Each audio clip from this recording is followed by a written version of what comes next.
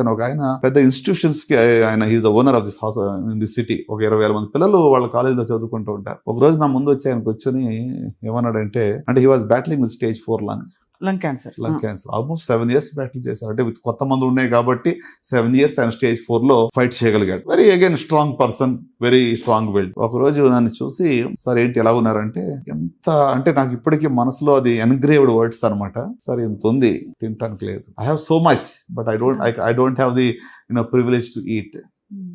అంటే it's so reality of life. మనకి when you have everything you don't realise, when something like this hits then you see ఇదంతా అంటే ఏంటి, నాకు ఇంత ఆస్తి, ఇన్ని కోట్ల సంపాదన, ఇన్ని కాలేజీలు ఉన్నాయి, ఇట్స్ ఆల్ మీనింగ్లెస్. అంటే I may sound little bit philosophical but the truth of it. అది ట్రూత్ ఆఫ్ లైఫ్ కదా. అంటే నిజంగానే సో ఉన్నదాన్ని సంతోషంగా సద్వినియోగపరచుకోవడం మన వంతు కర్తవ్యం కదా సార్. జీవితం ఒక గొప్ప అవకాశం.